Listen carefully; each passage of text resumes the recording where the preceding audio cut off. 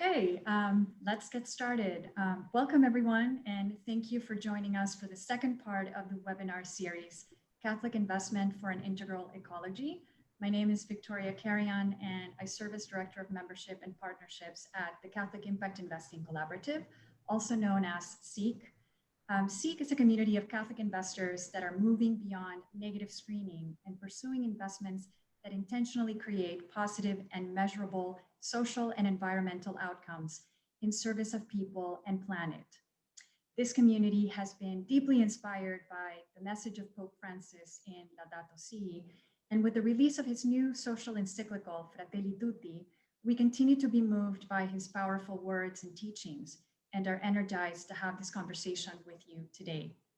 If you had a chance to join the first webinar in the series, you might recall that Father Augusto Sampini left us to ponder an important question.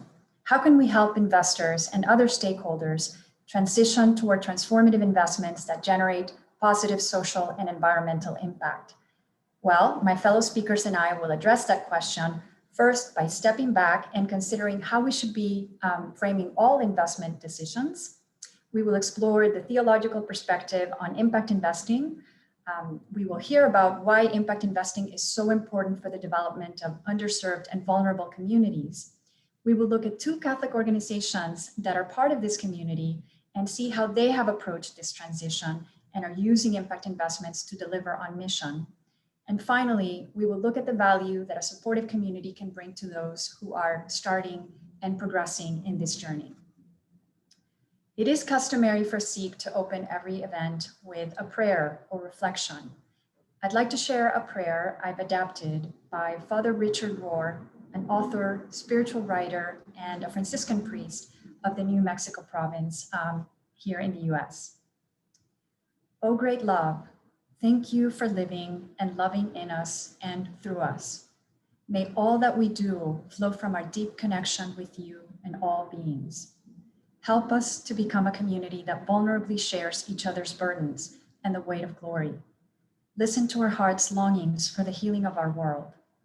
For the more than 1 million people who have perished from COVID-19 worldwide, and for those who are disproportionately suffering the impacts of the global health crisis.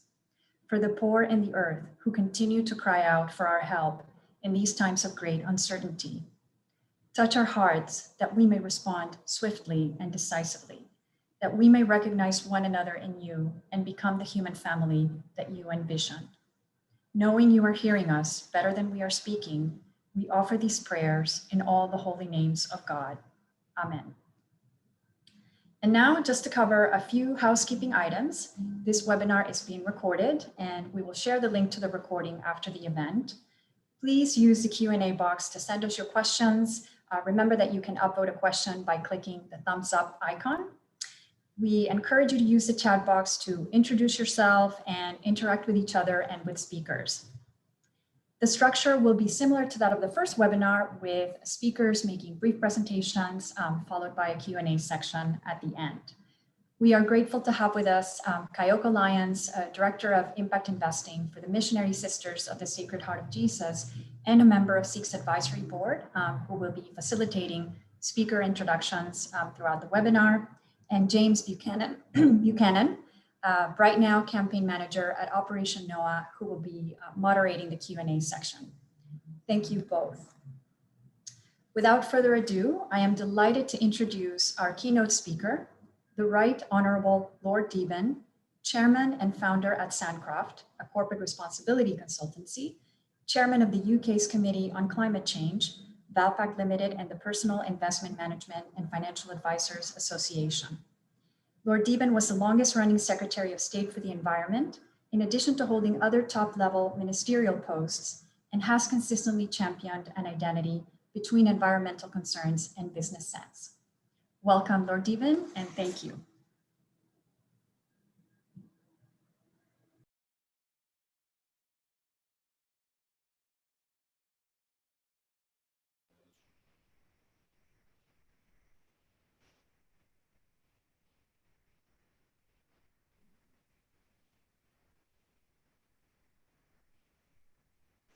Well, I've started my video, but it tells me that I can't do so.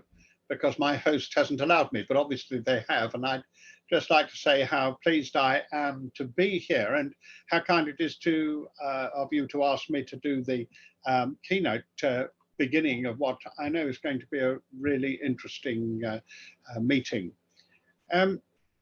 I take as a sort of text an insight from Laudato Si, which for me is the most important one of all, which is when the Pope says very clearly, climate change is the symptom of what we have done to the world. In other words, it isn't the disease, it's the symptom of the disease. And that disease is a very wide one. It's about greed. It's about tearing from the earth resources without thinking of the next generation. It's about using things in a way which has been destructive rather than creative. It has been about failing to be a steward and being instead a rapist. It's a wholly different way in which we have treated the planet from the one in which it was created and we were created to conserve it. I think that important because as I spend my life really dealing with climate change, I have to be very careful that I don't forget about biodiversity, about poverty, about resource management, about sharing, all sorts of other issues, because one is so concerned at the technical issues of what is materially the worst threat that mankind faces. So in dealing with investment, I think we should start by recognizing that in the long term, in any case, it must be true that to invest in a way which is destructive will be self-destructive. What I want to suggest is that it is not just the long term, but the immediate as well as the medium term. For many years, one has had to have an argument with many investors to say to them that they need to think about the sustainability of the businesses in which they invest. And it's always been hard, particularly with the financial world, to get people to understand that. And up to a relatively short time ago, in my business life, I spent a lot of time talking to investors and saying, look, unless you think about the sustainability, unless you think about how this affects water, unless you think about how this business is going to operate if its supply chain is interrupted, unless you think about the people that this business needs to work for it and to buy its products, unless you think about all those things, then you don't really think about the future of the business at all. And you allow yourself to be open to a whole series of risks which could be existential. Indeed, I very often say they are likely to be existential. I say until about a year ago, because one of the things that has happened over the past 12 months, but particularly since the beginning of COVID, is that many of those who were most difficult to engage are now banging on our door to ask for help, to think about sustainability. And they do so not from a moral point of view, a religious point of view. They do so from an absolutely practical point of view. How are they going to make sure that their businesses continue if they don't take into account the threats to them? Now, I'm not ashamed of that. Indeed, I've always thought that to convince people of the practicality, the financial advantages, and the actual profitability of making the right decision is worthwhile, because businesses by their nature will be much more likely to continue to do the right thing if they see it in their own interests as well as in the interests of the world as a whole. So the reality is that what the Pope was talking about, and to some extent was thought merely to be talking because he was that kind of figure, that kind of moral figure, is now actually much more at the center of the thoughts of those for whom their prime purpose is to improve the capital value of the businesses in which they invest. That we ought to remember, because the truth about the issues of which we discuss is that they are existential in a physical as well as a moral sense. If we don't get this right, then we will have condemned not just the future generations, but ourselves to a world which is very, very much less habitable, which is very, very much less various, and which is very much more threatened. If we don't get these things right, then companies which are profitable today will be bust tomorrow. If we don't get these things right, then the resources, both human and physical, upon which we depend, will not be there for our children and grandchildren.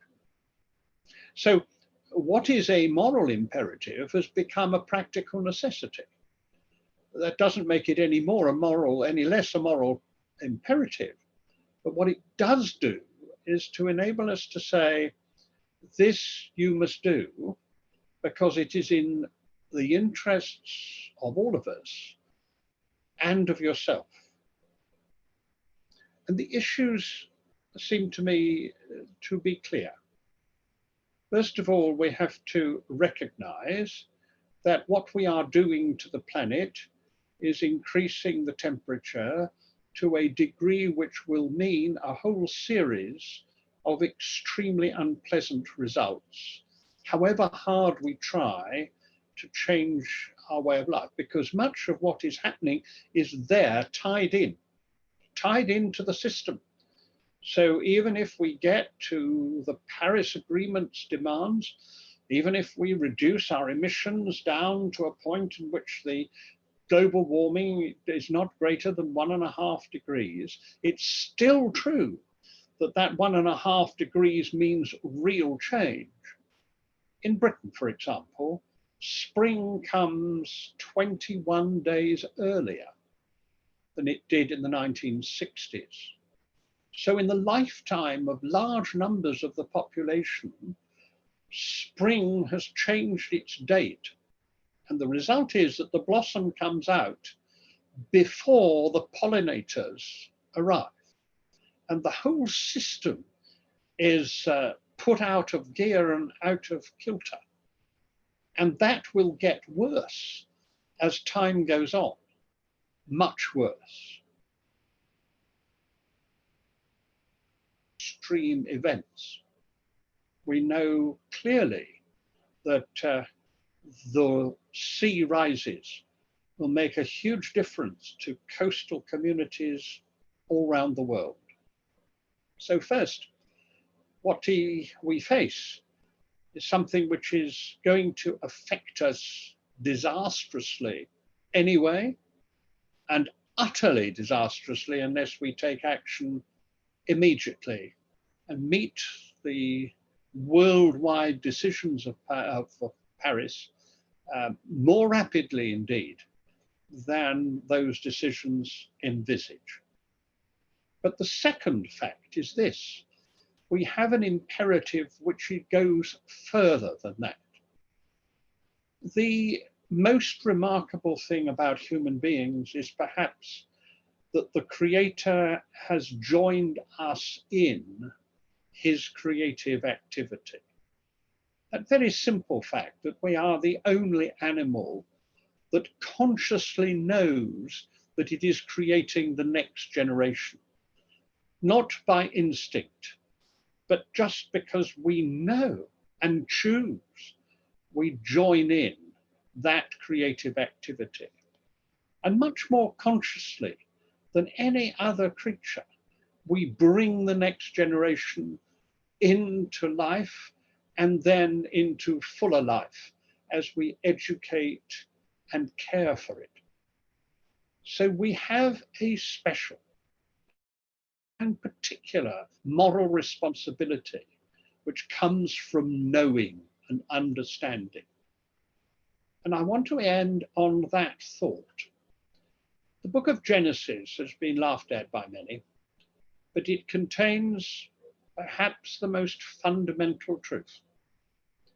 When Eve ate the apple, she knew. And because she knew, she had responsibility.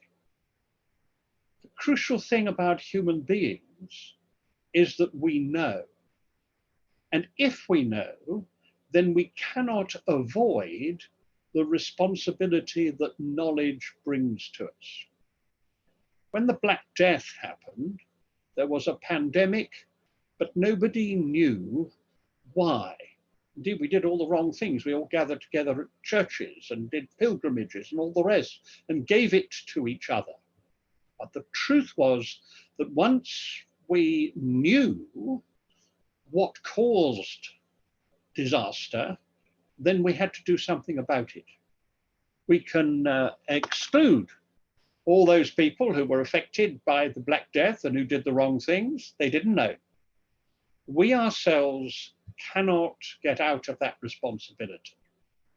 And it may be the wrong place to say it, but that is the challenge to Mr. Trump. He has to say it isn't happening, because the moment he says it is happening, then he has to do something about it. And he starts from the assumption that he doesn't want to do something about it. We know, and we know too that we have a responsibility as the stewards of the creation in which we share uniquely. And that's why the way we invest is important, not just for ourselves, although it is, not just for our children and those we love, although it is, but for the whole of creation. And that's why what we do today and what we try to do in our daily lives is absolutely central to what we believe and what we try to follow.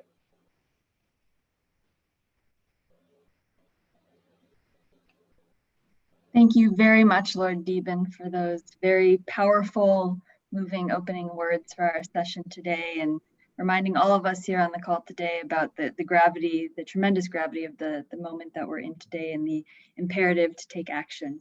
As Victoria said, my name is Kayoko Lyons, and I'm the Director of Impact Investing for the Missionary Sisters of the Sacred Heart of Jesus. And I'm also a member of the CIIC Advisory Board. I'm going to serve as the moderator and introduce some of our speakers today. So moving on next, we will hear from Sister Gemma Simmonds. Sister Gemma is a sister of the Congregation of Jesus and the director of the Religious Life Institute at the Margaret Beaufort Institute of Theology in Cambridge. Please join me in welcoming Sister Gemma. Thank you so much, Kayoko, and greetings to everyone, both those I know, the many that I know that are here, and those who come from so far away. I'm not going to inflict my face on you for much longer. I'm actually going to be showing some slides while we go, and I will be doing that very shortly. So integral ecology is an integrated approach to combating poverty, restoring dignity to the excluded, and at the same time protecting nature. So ran a statement made yesterday by the Vatican to the Organization for Security and Cooperation in Europe. This integrated ecology lies at the heart of Pope Francis's encyclical on global solidarity, Fratelli Tutti. If we are indeed all sisters and brothers to one another, then it makes sense, as Lord Deben says, that the consequences of a disaster in one country will end up affecting the entire planet. It also makes sense that impact investment made by one person or group will prove transformative far beyond the hopes and imagination of the investor. 2020 has been a year in which our world has shuddered under the impact of multiple blows of ecological disaster, including social and political polarization and the previously unimaginable impact of a global pandemic. We could be forgiven for viewing the whole experience of this year as an utter catastrophe. But St. John's Gospel teaches us that in the deepest chasms of darkness, light shines and is not overcome. If there is threat, there's also opportunity. The opportunity to build anew on the model of transformative solidarity. Pope Francis tells us that the best way to dominate and gain control over people is to spread despair and discouragement. We need to think of ourselves more and more as a single family dwelling in a common home. That dream of solidarity is the moral root of impact investment. It's not so much putting our money where our mouth is, but putting it where our heart and our dreams and deepest desires for the world are. Pope Francis advocates a way of life marked by the flavor of the gospel. Our way of doing business and dealing with money can also be marked by that same flavor. He speaks of our need to recover the shared passion to create a community of belonging and solidarity worthy of our time, our energy, and our resources. This is the need to which impact investment is a response. In its own way, it's a sacramental sign, a sign which makes real what it signifies. It's a response to our baptismal vocation. And that is what has brought so many of us to this webinar today. That's something that will speak to many potential investors, I think, from religious congregations, as will the idea that this kind of investment is also a powerful expression of the founding charisms of many orders and a practical reflection of the vows of poverty, chastity, and obedience. And as I know there are at least 2 Benedictines listening, the conversion of life. Many congregations are moving beyond the days when their own members ran great institutional ministries for the common good. The heritage of those days may now find itself in the potential to invest in a way that brings about the very changes in society, the very gestures of solidarity which were made with such commitment and sacrifice by the congregation's founding members. A prayer attributed to Saint Teresa of Avila says, "Christ has no body now but yours, no hands, no feet on earth but yours. Yours are the eyes with which he looks compassion on this world. Yours are the feet with which he walks to do good."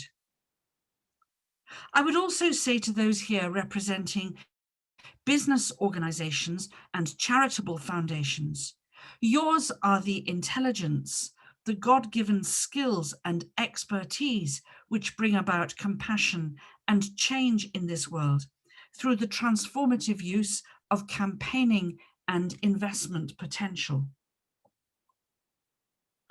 For many, the COVID pandemic has principally been an experience of distancing, of separation, and of the fragmentation of relationships and networks.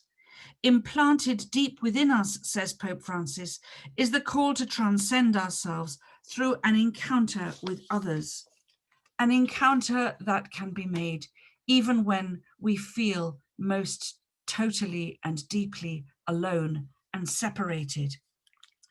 But this can't just be a one-off gesture of charity, however benevolent. Goodness, together with love, justice, and solidarity, says Fratelli Tutti, are not achieved once and for all. They have to be realized each day. It has to become that way of life, that way of doing business, marked by the flavor of the gospel. Investment opens up for our sisters and brothers, and above all for our sister Earth, the possibility of a future yet undreamed of.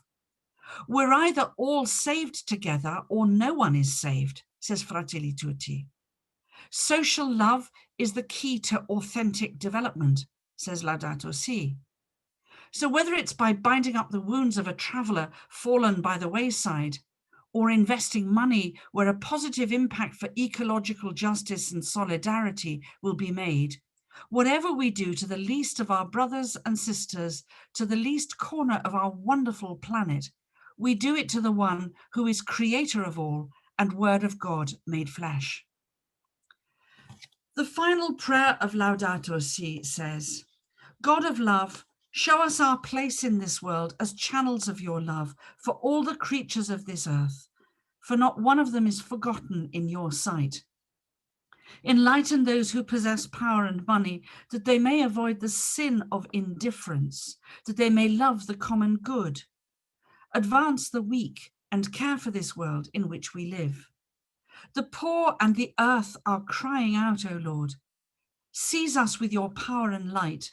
Help us to protect all life, to prepare for a better future, for the coming of your kingdom of justice, peace, love, and beauty. Praise be to you. Amen.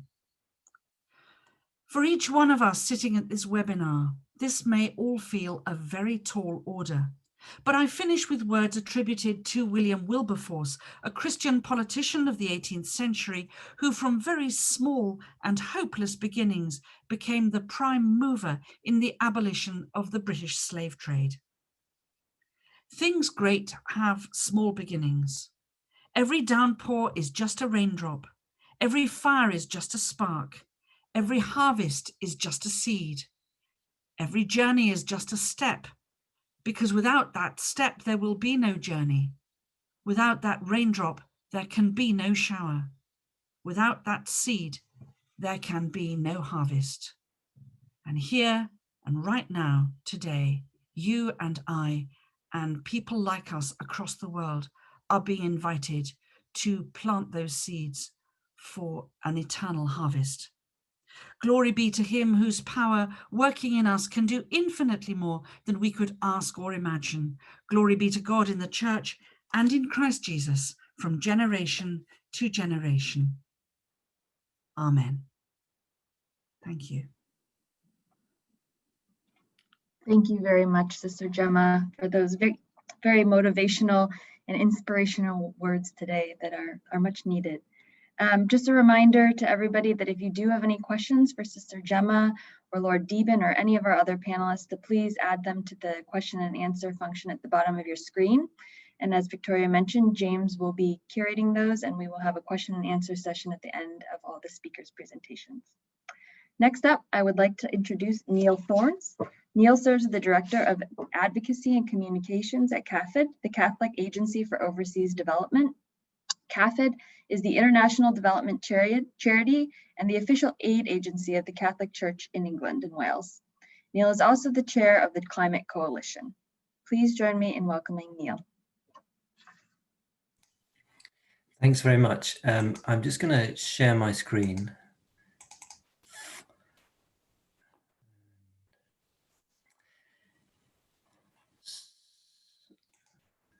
So welcome everyone. I'm just going to speak about how impact investing is absolutely crucial, and green, in fact, actually stepping one step back, the green recovery is absolutely crucial to the way that we move forward from a development point of view in tackling both the cry of the earth and the cry of the poor. Pope Francis never one to kind of miss an opportunity. He says this in his message to the UN General Assembly about the fact that we must emerge from this crisis stronger. And so this recovery that we're in at the minute must be green. It must respond to the cry of the earth and the cry of the poor. And it must be an opportunity to reform the economic and social model that has got us to the state that we're in the first place, as we see around us at the minute. And that's where I think impact investing has an absolutely crucial role. And I'm sure there are others on the call who have had more experience from a development point of view than in impact investing than maybe CAFOD has. And so I hope we can hear some of those voices as well. But I'll share some reflections on how we think it could really make a difference in development. So I think the first thing to say is the fact that what we see is a need for money. In all of these things, often money is going to be a very much important driver. We need money to meet the scale of the problem, and the amount of the aid budget simply won't cover it, or any of the other financial flows which are currently going. Pre-COVID, it was estimated by the UN that there would need to be an extra $2 to $4 trillion a year to be able to meet the SDGs, and that was pre-COVID. I think the other reason why impact investing, so there's a money situation, and the other reason why impact investing is important is because it models a different economic model. And I think that's one of the fundamental things that we really need to change. So just a brief reminder of why the green recovery is so important for poor communities. We've heard from Lord Deben, the climate emergency is real. It's hitting the poorest communities hardest, and it's hitting them now. They're in a new normal. Nothing is going to change for them. They need to be able to adapt, and they need to be able to mitigate as much as they possibly can the climate crisis which they are facing. How we use the money in terms of the green recovery, so all of the flows which are going in, how we use that money is going to be absolutely crucial and can be fundamental to whether we stay within a 1.5 degree world, which is absolutely the most that we must do for those poor communities. And because the systemic problems which saw the growing destruction of the planet, which saw a growth of the gap between the rich and the poor, and because we still see 9% of the world's population in extreme poverty, that thing has to be challenged by the way that we use our money going forward. And as I said, COVID dramatically changes that picture. You know, it reverses all of the gains that we have made around poverty for the last decades and decades. And we will see a whole new set of indicators that we will need to kind of challenge going forward. I think the other thing which I think it's important to say around the COVID crisis and how that reflects on the green recovery is that we've seen some positive things. Actually, we've seen the things which actually work, the things that we treasure, and the things that we must hold on to. And so I think that's the other way that we also must think about our investment going forward. So it's great to see that the CIIC investment pledge tackles that two aspects of the social and the environmental. And from an agency such as CAFOD, the cry of the earth and the cry of the poor is absolutely fundamental to the way that we need to move forward in our work. So I just offer now a few reflections, lessons, if you like, from our work about how investments can really be transformative and impactful on some of the poorest communities. So I think what we've seen in the COVID crisis and what we've seen before was we must optimize the local economy. It allows local enterprises, it allows local producers to meet that demand. It's often has a lower impact on the environment, and it enables to really tackle poverty. When you get to the heart of the community, that's the way you reach the most excluded. So as local owned businesses, they play a central role in the thriving and advancing an inclusive economic opportunity. And crucially, initiatives must strengthen the participation and agency of people. If we are going to move forward, if people are going to be able to be artisans of their own destiny, they must be able to participate and create that kind of economies going forward.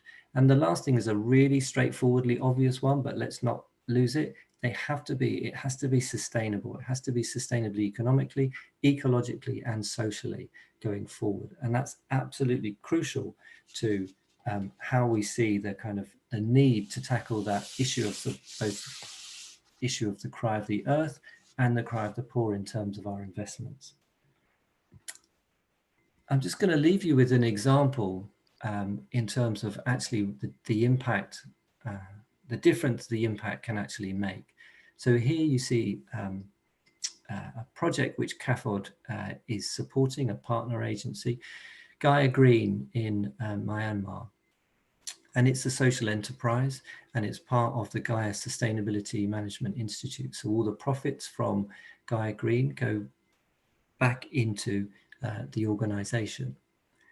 That's a straightforward model. But I think the other thing which the impact investing and social enterprises and investments can also do is it can transform the way that poor communities can really function. So here you've got organic products, whether they're organic products around oil, shampoo, and products which may not have previously been available to all of the poor communities. But actually what they do is they're enabling these products, high quality products, to be available to poor communities, and setting up a dramatic and transformative, not dramatic, but a dynamic web of producers linked to communities. And they are passionate about safe products, they are passionate about organic projects, and they are passionate about ecological products. And with this, they were able to bring back money into that wider organization and make that money work again and again and again. So I would hope that coming out of these conversations, the impact investing will really make a difference into the green recovery, how we're going to respond, how we're going to recover from this crisis. And it will be positive for the poor and for the environment going forward. Thanks very much. Thank you very much, Neil. Thanks for sharing that wonderful example. And it really just speaks to, as you said at the beginning of your presentation, the power of impact investing to create a new form of a new economic model. Up next, we're going to hear from two Catholic organizations, one based in the US and one based in the UK, and both are going to share about their journey on impact investing and how they're using it to deliver on their missions. First up, we have Sister Pat Daly. She is a Dominican sister of Caldwell, New Jersey, and has worked in corporate responsibility and socially responsible investing for over 30 years. She's the former executive director and investor advocate for social justice, formerly known as the Tri-State Coalition for Responsible Investment. Please join me in welcoming Sister Pat Daly. Thank you so much. It's wonderful to be here with you today, and thank you for all the participants who are giving their time to this such critical work and information. I don't have slides. You're going to have to look at me, or you can, turn me off if you'd like, but I'm telling you a story. And the story begins with the Interfaith Center on Corporate Responsibility, which is about to enter its 50th year. We were founded back in the South Africa anti-apartheid days, and I had the privilege of, when I entered the Dominican order, of representing my congregation and the congregations in the New York region, the largest of the Catholic coalitions, to ICCR. ICCR is always engaged on human rights as well as environmental issues. And we have, over the years, after companies finally got used to the fact that we weren't going away, they started to actually talk with us. And it's those relationships in dialogues that have been able to move companies into sustainability reporting and real commitments, objectives, criteria for sustainability. Back in the early it was 2013 when I had been invited to join many other investors internationally to look at impact investing. Like in many ways, the US investors were very, very behind in this initiative. Our European sisters and brothers were way ahead of us in this. And in 2013, the Dominican sisters, we have an Earth Council here in the Northeast of the United States, along with our justice promoters locally, decided to really look at this possibility of impact investing. We started to, and we wanted to do this beyond ourselves. We wanted to make sure that what we were doing was really going to be a model for other investors, not just ICCR members, but other investors, because we had worked so closely for so many years with large banks and investment firms in the United States and internationally. We wanted to make sure that our efforts were going to try to move the financial sector into sustainable investing. So we started, as we often do as Dominicans, studying this issue. Now, we had already studied since the late 1980s the issue of climate change and the impact, of course, on poor people and the planet. And we had already started in the early 1990s to engage companies. So we had been at this for well over 20 years, now 30 years. But also now we were looking to actually have the corporations move into impact investing as well. In the couple of years between 2013 and 2015, we developed a program that was a video of the faith praxis cycle, looking at climate change in the context of the economy. We also knew that the word on the street was that Pope Francis was writing an encyclical around climate change and the earth. So we were very hopeful that that would be a very challenging letter, which of course it was, and continues to be. By the year 2015, the Dominican Sisters Conference, which makes up most of the Dominican congregations in the United States, came together. And at that convocation, which was about 3 weeks before the Paris Agreement, all congregations committed to shift investments into impact investing with this caveat: it would be focused on the climate transition, but it would also have to integrate the UN Sustainable Development Goals. We celebrated that moment. Some of us were in Paris, and then at the end of, by the middle of 2016, we realized that most of the congregations hadn't found investment products yet. In the end, we knew that after looking at and contacting many of my colleagues at ICCR who are investment professionals, that we were going to have to build new investment products. And so after a long search, we found the Greystone Group, which was part of Morgan Stanley. And after working very closely with them, they had proposals, we pushed back, etc. That went on for many, many months. And in the spring of 2018, the public fund was launched. And by the end of that year, the private fund was launched. Now, many of you who might sit on investment committees or work with finance committees know how difficult it might be to propose new investment strategies to an investment committee. We were able to get commitments from our Dominicans within 2 months. 16 of those congregations were able to meet and agree to move forward with that.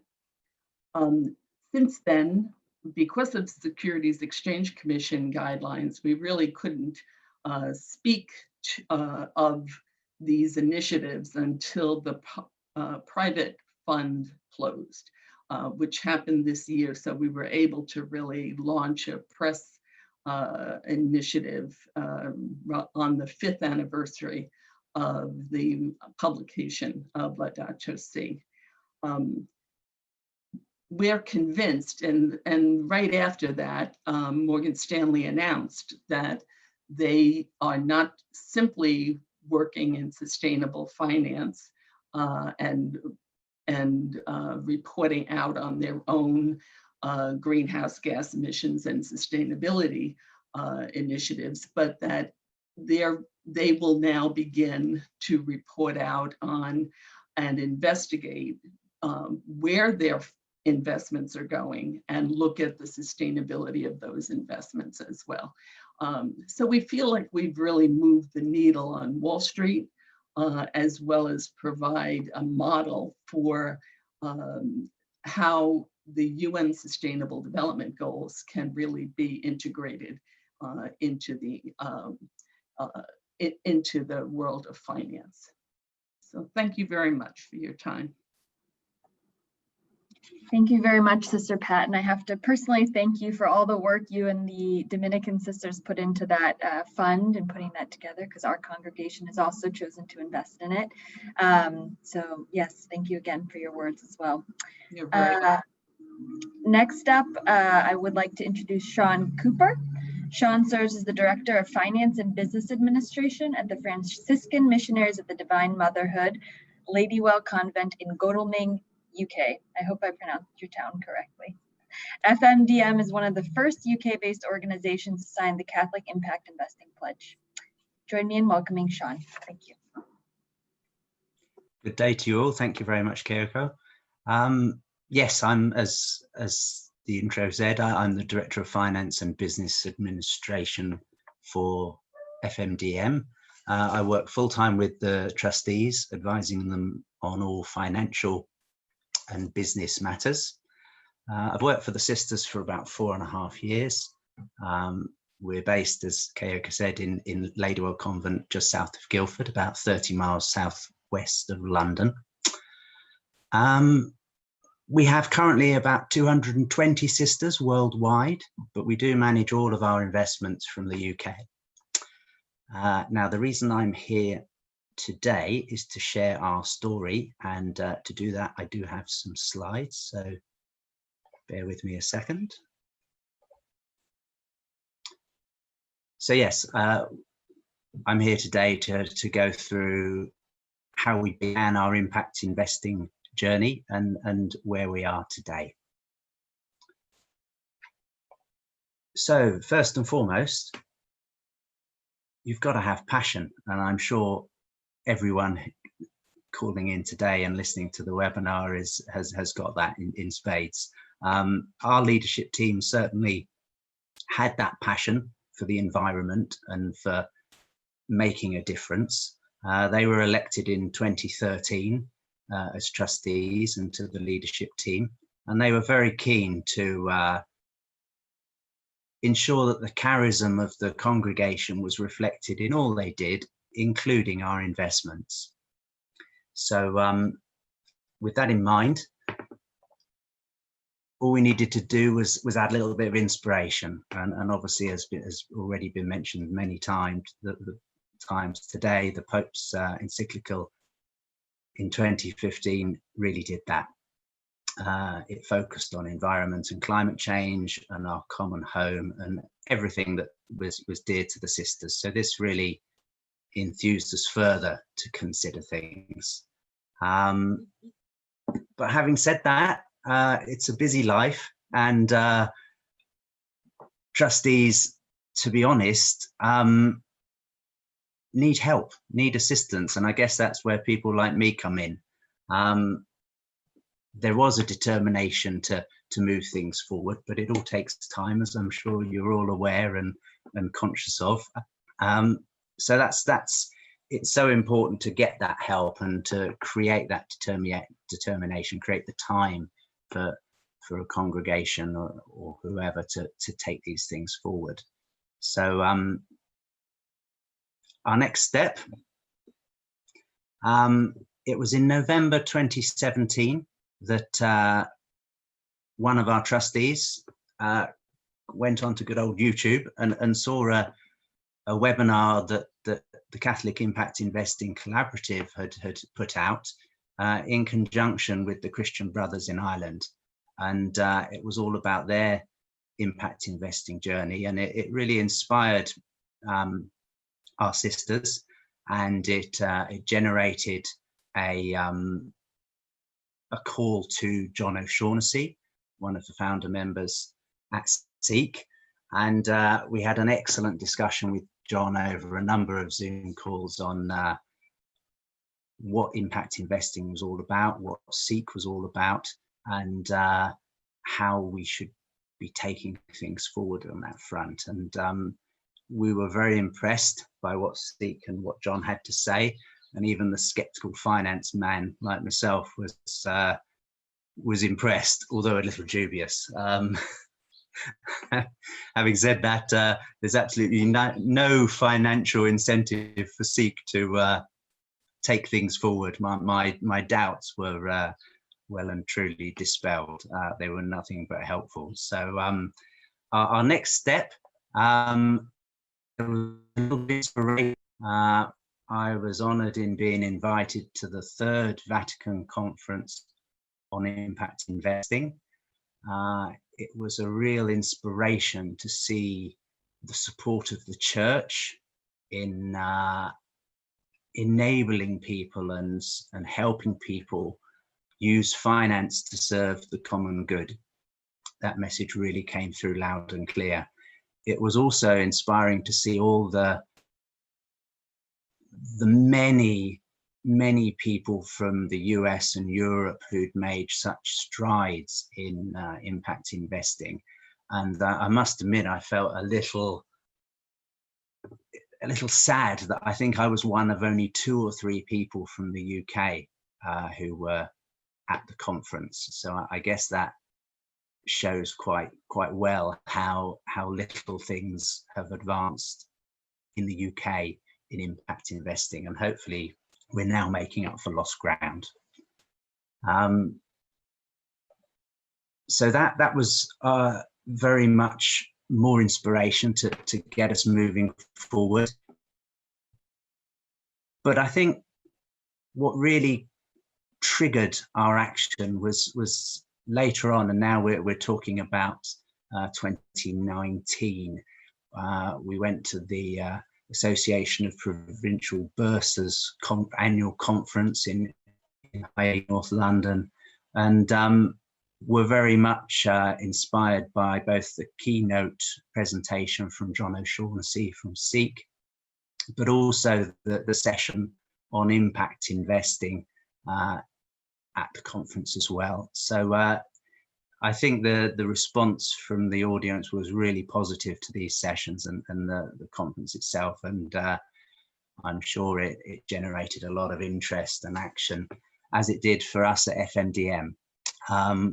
We were also very fortunate to get an invite down to the House of Lords, an event hosted by Lord Deben, where it was a pleasure to join like-minded people in discussing and all aspects of impact investing and how we can take that impact investing message to the masses and to other congregations, to other dioceses. And it was a real pleasure to be part of that event. But it also really stressed the imperative that we all needed to commit to advancing impact investing in the UK and really make a difference. So as a result of those 2 events, we made our first step. As was mentioned earlier, we joined the Catholic Impact Investing Pledge. We signed up in November 2019, and that was very much our first positive step. The pledge itself was a fairly straightforward decision for our sisters, to be honest. They totally agreed with the principles and the commitments that the pledge entails, and they were keen to grow the partners in the UK. I won't take out the wind out of Victoria's sails by going into the principles and commitments, but suffice to say we were well and truly signed up. And I think at the business meeting where it was agreed we would sign the pledge, it literally took 5 minutes discussion and the deal was done. It was that straightforward. So then the challenge was to find ourselves some partners. We spoke to a few managers in the UK. To be honest, the options were fairly limited. but we were very impressed with L&P Cantor Fitzgerald. They made all the right noises. We invited them along for a chat, and that resulted in a presentation being made to the trustees, and we really took it from there. There were a number of areas we were concerned. We were conscious of the risk of the portfolio. The portfolio they presented to us was aligned as a fairly medium risk portfolio. On the ESMA European risk scale, it was 4 out of 7. So that was good news.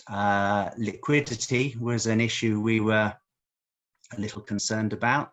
Over 75% of the portfolio can be liquidated within 1 month, so that satisfied that worry for us. Market downturn was a subject that was discussed. We were conscious that if markets did drop, how would an impact investing portfolio react? And the response there was that a good example was given of the crash in 2008. Similar portfolios that L&P had in place there dropped in the region of 10%, whereas an average portfolio with traditional investments dropped in the regions of 30–32% at that time. So that was good news and what we wanted to hear. Not such good news, to be honest, were the fees. When you have a specific detailed portfolio like the one we've taken out with L&P, it is going to cost more on fees, in the region of, I think it's about 1.5%. All the various different funds which we're investing in range with fees from 0.5% to 3.3%, and it also all averages out at a fee of around 1.9%. So it is higher than your traditional portfolio, but obviously we feel that the benefits far outweigh the additional cost. So that's the good news and the bad from our experience. We are now in a position where we have our impact investing portfolio. It's completely fossil free. The CO2 emissions are highly negative. We've invested in a couple of forestry funds in Ireland and in the US. We have invested in some social housing to vulnerable adults in the UK. We directly, our current portfolio directly impacts on 5,882 people in the global south. A very precise calculation. I don't know how they manage that, but that's the reality. And they're compared to a normal investment portfolio, ours is 121 times more jobs are created. We also have a number of solar and wind power funds within our portfolio.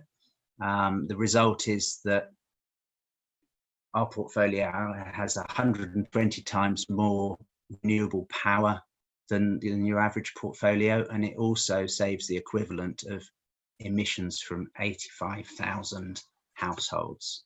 So all in all, we're pretty happy with our first foray into impact investing, the first time we've sown the seeds, as Gemma would say, and we're committed as a congregation to expanding those investments further in the near future. Thank you very much, Sean, for sharing your journey. It's encouraging to know that a YouTube video can spark all of that positive social and environmental impact.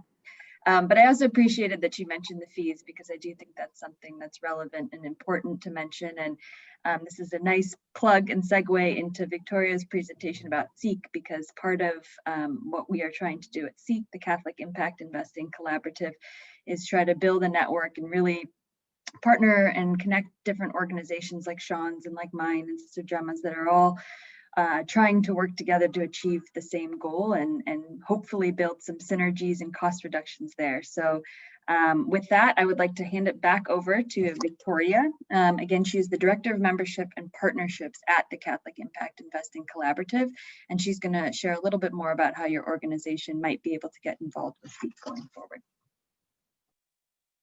Thank you, Kayoko.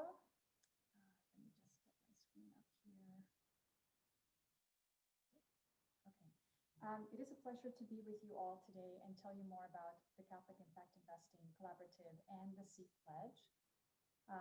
This is CIIC at a glance. It started in the US Midwest 6 years ago as an informal, neutral space for people to come together, share meal and stories, and build relationships based on a shared mutual spiritual and financial commitment to impact investing as a transformative tool to drive positive impact in the world.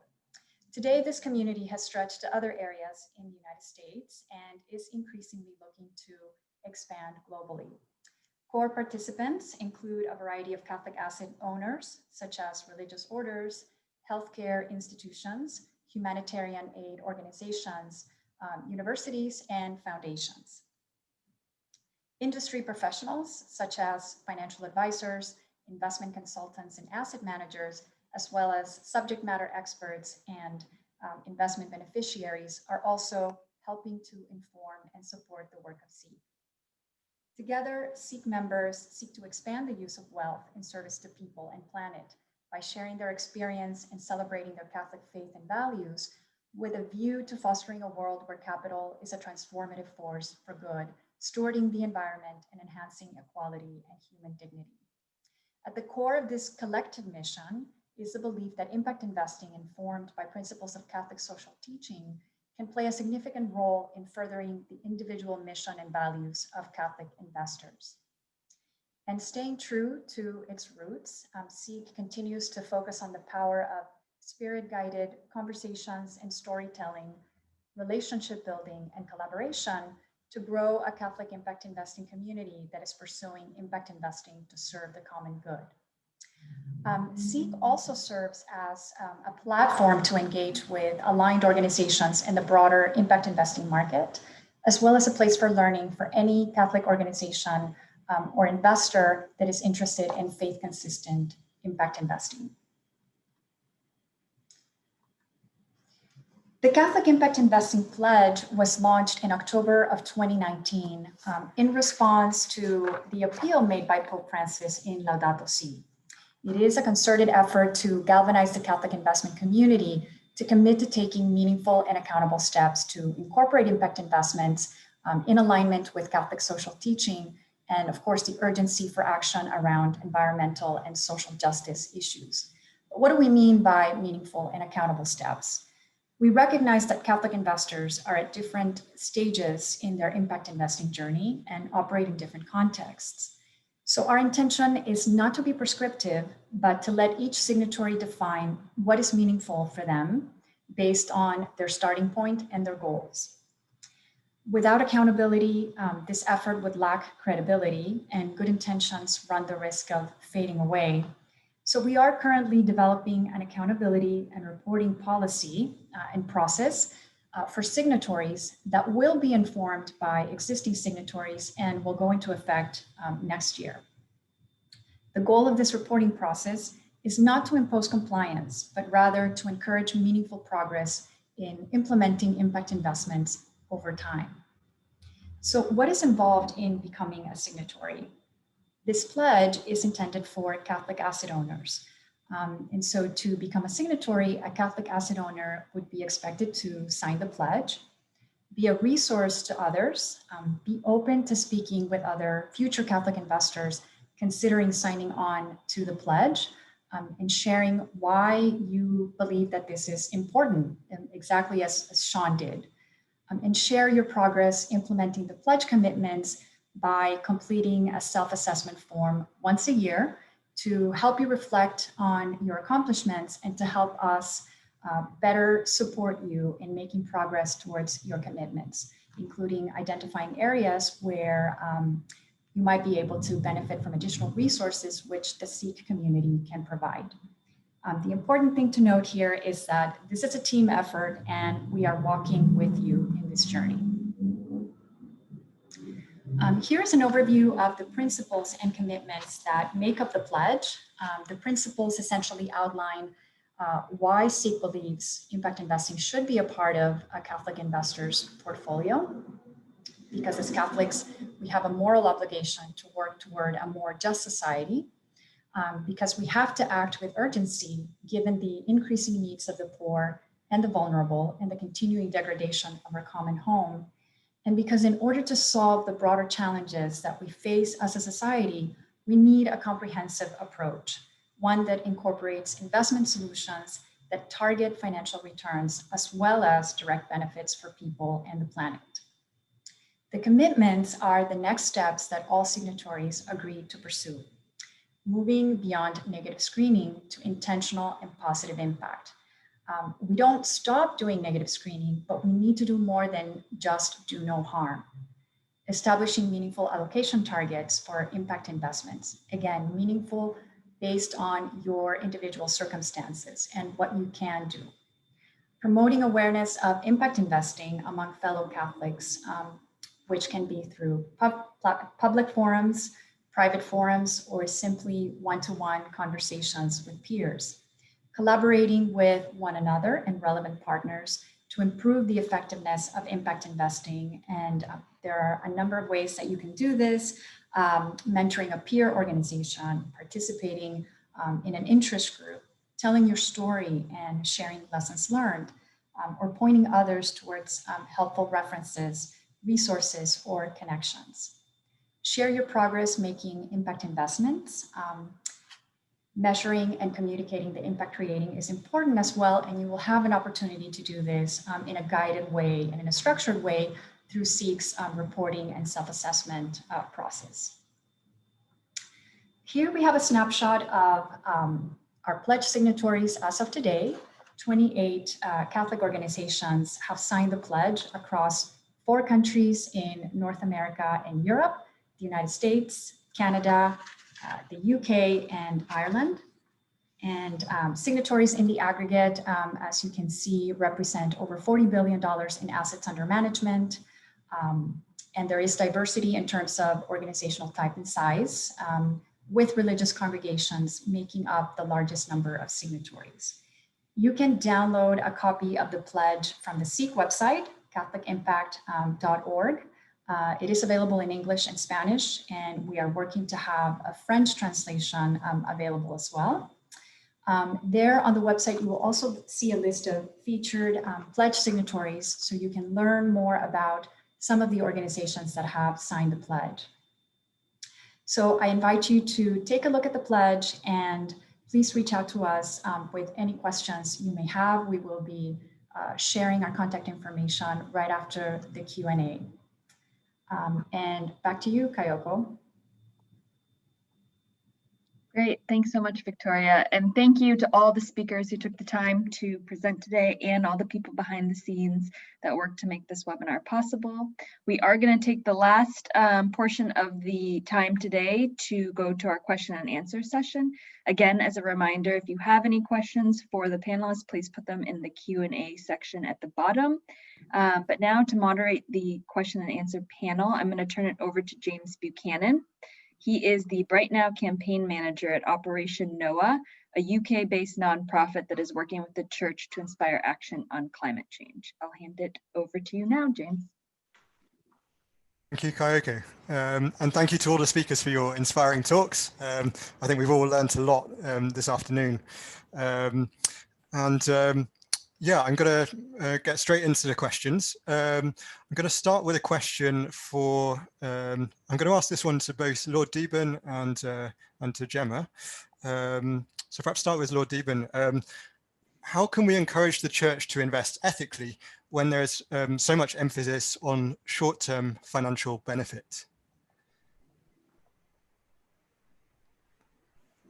The fact is that that isn't a problem any longer, because all over the world, the financial world is recognizing that if you don't invest in their sense ethically, using ESG, environment, social and governance rules, then in fact you open yourself to enormous risk.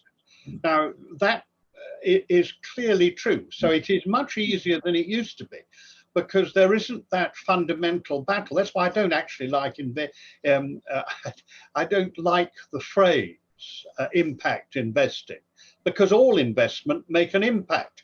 What we really mean is good impact investing, and we should be thinking of it in that sense. So I don't think it is as difficult as it used to be. But as far as the church is concerned, and Christian organizations, and particularly Catholic organizations, frankly, I've never understood why it is possible for a Catholic organization not to recognize that it has to look at the effects of the investment it makes and make those decisions based upon those effects. And that doesn't mean being sort of ham-fisted about it. I mean, just take a controversial area. I don't think people should disinvest from fossil fuels. I think they should be investing in those fossil fuel companies that are making the transference to a new world in which they will not be in fossil fuel. In other words, it's perfectly reasonable to invest in somebody like, let's say, BP, but it is impossible to invest in ExxonMobil, because ExxonMobil is not attempting to do these things. Now, if people don't do the transference, if they don't make the changes, then we won't be able to do what we need to do in the future. So one of the things we've got to be very careful about is to use that God-given thing we have called reason, and not always go along on the campaigning route. We've got to think about what will our investment do in order to make the world the sort of world we want it to be. Thank you, Lord Deben. Gemma, I wonder if you've got any thoughts on that. I'm aware that your congregation divested earlier on this year, but I wonder also if you've got any thoughts on the investment side as well. We did indeed. And I think it doesn't help us if we have this polarized notion of, you know, either you do good or you make lots of money, as if they're kind of polar opposites. Yeah. And I think when we are choosing, you know, to do something with our money, clearly it's important that, you know, we don't kind of stand in the streets flinging it out to the winds. But if there were to be a tombstone written for a Catholic organization, whether a diocese or a religious congregation or even a family, I think we would prefer to have, you know, here lie the Sisters of the Tabernacle. They made a difference to the future of the world. Then here lie the Sisters of the Tabernacle. They looked after their investments and made lots of money. Sometimes we have to make hard decisions, and it's hard to make well-informed decisions. But I think, picking up from what Lord Deben said, there is that question of thinking about how we can not only make positive choices with how we spend our money, but how we can influence other people's decisions. You know, if we make it clear to a company, we're withdrawing our investment from you because, or we are choosing to stay in investment with you because, someone's going to look at that. Someone's going to look at the fact that people have woken up to what these companies are doing. And, you know, it makes a difference there. Finally, I would want to say that I would love to see in churches, in dioceses right across the world, people preaching about, you know, how we use our money as an integral aspect of what it means to be baptized. You know, it's almost as if we've only ever got to talk about spiritual things. We can never talk about practical things like money, because that's not seen as a holy thing, as a resource. It's as much a spiritual and moral decision how we spend our money as it is what we do with our bodies. It seems to me, though, that the church spends an awful lot of time talking about bodies and not an awful lot of time talking about the moral difference that can be made when we make wise decisions with our investments. Thank you, Gemma. That's great. And I've got a question here for Sister Pat. Someone was asking, in general, how the Climate Solutions Fund has performed in terms of its financial and impact returns since it was launched in 2018. Yes, so great question. First, I'm also going to tell you that between both of the funds, the public fund and the private fund, we already have 130 million to 150 million invested in that. So by the end of the first year, essentially it's outperforming the market, believe it or not. So it goes to show how, you have smart, professionals who know what they're doing. And honestly, these are businesses that are run by people who have just incredible passion in terms of making it a go. We have not seen necessarily any of the COVID blips, but we know that the the market has been, has recovered, and but poor people are, at are so much more at risk, right? So we'll be looking forward to the end of the year numbers, but right now,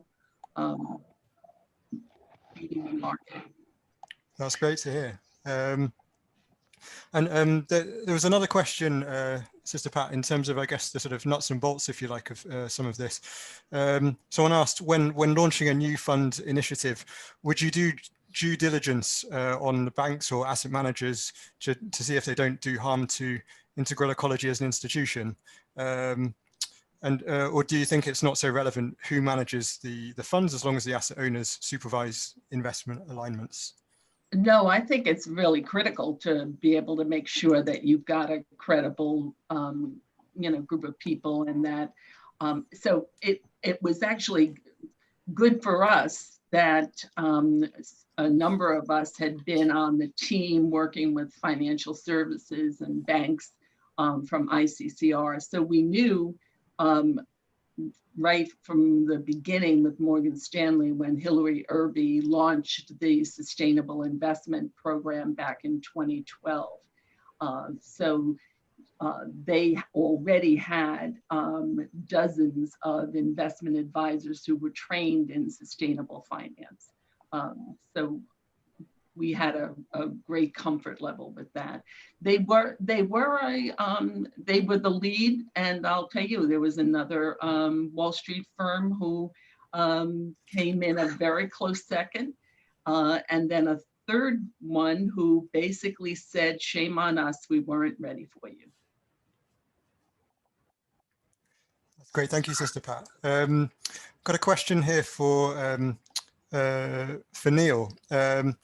And then one or two of the other panelists might have thoughts on this as well.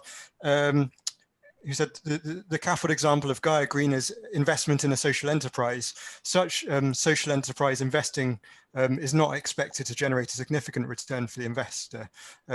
Many religious institutes, for example, enclosed monasteries, rely economically on investments that generate a reliable return.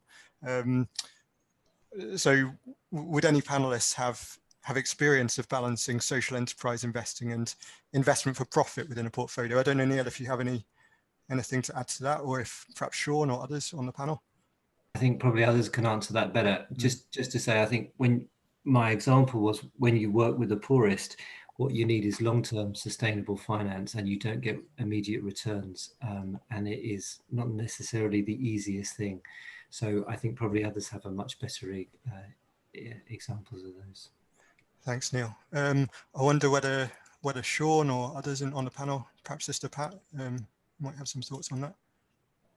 Certainly, yes. I mean, certainly for the vast majority of religious congregations, there's a careful balance when they're thinking about impact investing. There's a worry that the return isn't there, and that their annual income will drop. And the reality is that the vast majority of congregations need a return on their investments on an annual basis to run congregations and to continue the mission that they're there for. But the reality is, well, the current reality is a great example where all the congregations are not getting that return because dividends are pretty much non-existent at the moment. So our traditional investments have failed for the exact worry that we had on impact investments. And the irony is that I would imagine we've not had our investments long enough to get a significant return, but I would certainly imagine that impact investments are performing a lot better at the moment from an annual return basis than traditional investments. The presentation that we had from our manager suggested the expected return per annum would be around 4.3% net of fees and charges, and certainly that's a fantastic return in today's times. So I think that really counteracts the main concern, which is that are we going to suffer financially by putting some of our money into impact investing? And as I say, certainly at the moment, I don't think that's the case. And as Sister Pat's already said from the US, the same is true there, where returns are actually ahead of market averages. So yeah, interesting times, and certainly a positive for impact investing rather than a negative. That's great. Thank you, Sean. There's a question that this is one for Victoria. I'm sure a lot of people who are following this webinar, perhaps from different institutions, religious orders, and perhaps some from dioceses as well. There's a question about, is there an organization that can make technical expertise available to dioceses, religious orders, and other organizations that are looking to invest in a more ethical way? Certainly, James. Yes, there are a lot of organizations and firms out there that have the technical expertise to advise and help dioceses and other organizations invest for impact and in more ethical ways. While we cannot really endorse any one organization or product, you have heard about two of them, one from Sister Pat and Sean Cooper. What we can do is connect you with a peer organization in this community who can be specific about what they've done and who they've worked with. And of course, we would be mindful to connect you with someone who is in your general geographic area and who can, whose realities and experience would be most relevant for you. The Tri-State Coalition for Responsible Investment, now known as the Investor Advocates for Social Justice, have a program of working with institutions and really helping to revise their their responsible investment guidelines, their investment guidelines, but also be attentive now to implications of racism, systemic racism in investments, as well as the proactive impact investing. So I can provide contact information for that organization. Mary Beth Gallagher is now the executive director there. Thank you, Sister Pat.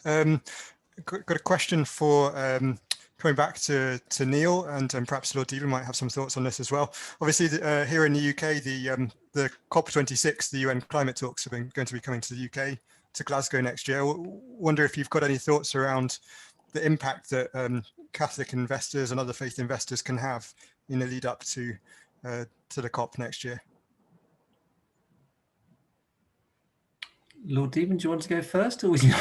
You're going first, Neil. That was that's the deal. Okay, I'll start, and then you can get the expert view from the chair of the Committee on Climate Change.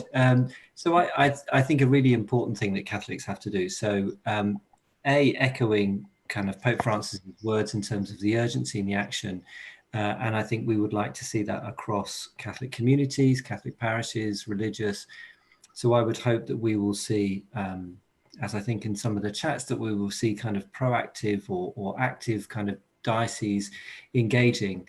And that's not just about what we're talking about here in the investment and divestment side, but it's also about encouraging the UK government to use all its levers in terms of pushing the diplomatic efforts to bring forward a successful COP. And remember, we've got the G7 in the UK next year as well. So actually the UK has got a really important role in the diplomacy and making sure that those really two crucial kind of international moments come together. So any voices which the Catholic community can enforce into either your MPs, into ministers, to encourage them to go further and faster and with greater ambition, I think is really important.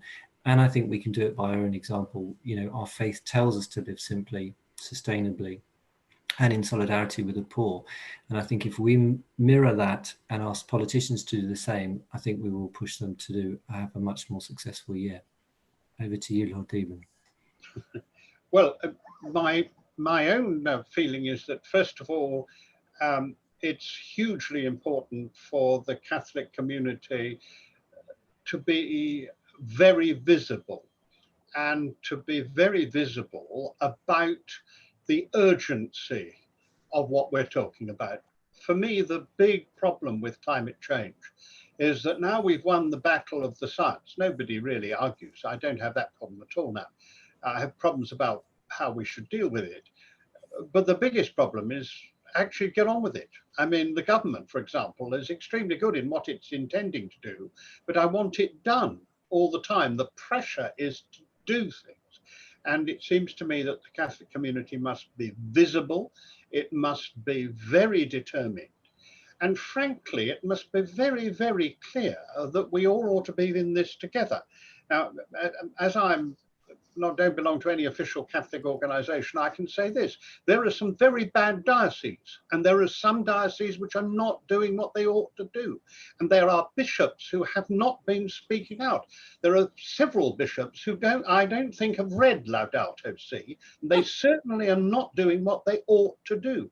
And I'm very keen on that point about that Sister Gemma, as always. I'm always keen on what she said, but this thing about the church constantly talking about what we do with our bodies and not talking about what we do with our money and what we do with our efforts and what we do with our talents and what we do with the gifts which God has given us. And there is a number of official spokesmen for the church, of which some are bishops, who appear to me not to have understood that the most urgent, most serious material threat to this world is something which is a moral question, and the Pope is leading on this. No one has made a bigger difference on this whole issue than the Pope, and therefore I really do think that by the time we get to Glasgow, I would like it to be true that not a single official organization or spokesman of the Catholic Church has not made his or her position very clear, and there shall be no backsliding. So having got myself into trouble, no doubt, with a number of people, I do have to say that this is the moment that I have to leave. But I have to say, as a convert, I'm very disappointed with certain people, particularly those who make a great fuss about how very much in favor of the traditional views and all the rest of it they are, who don't seem to understand that the most traditional view of all is our belief that God created us. And the defense of creation is the most fundamental fact of the Christian faith. Thank you. Thank you, Lord Deben. I think that was an inspiring final answer, great way to finish, and a challenge to the whole church, I think. So thank you all. Thank you to all our panelists. Thank you to everyone for your excellent questions. So we're out of time, going to need to wrap up. So I'm going to hand over to Victoria now to wrap up the webinar. Yes, thank you, James. Okay, if you are feeling inspired by what you have heard today and would like to get involved and learn more, here are some next steps that you can take. You can explore the resources and stories of Catholic impact on our website, catholicimpact.org.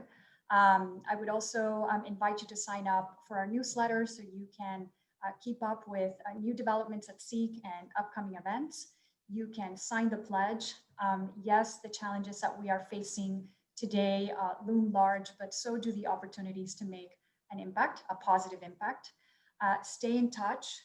We are planning a virtual convening for European-based investors in January 2021. We will be sharing more details about this in the coming weeks, but you can reach out to James Buchanan or Bokani Shitsu at Operation NOAA if you are based in the UK or Ireland and would like to learn more. If you are based in continental Europe, please reach out to the CIIC team, myself, or Maggie Stoller at info@catholicimpact.org. We have exciting programming goals in the coming year, including growing our work in our community in Europe. We are launching a global membership program alongside our Catholic Impact Investing Pledge campaign and hoping to roll this out in the spring of next year. And we are very much looking forward to hosting our very first Global Catholic Impact Investing Summit in the fall of 2021. So do stay with us. And I would just like to take a moment to acknowledge and thank all of our partners who have supported this webinar: Operation NOAA, the Global Catholic Climate Movement, CAFOD, Trocara, Conference of Religious, the Association of Provincial Bursars, Justice and Peace Scotland, and the Justice and Peace Network. Once again, thank you to all of our speakers for your wonderful contributions. A special thanks to our facilitators and our amazing team working behind the scenes. And of course, thank you to all of you for joining us today and participating. We look forward to continuing this conversation. Thank you. Thank you.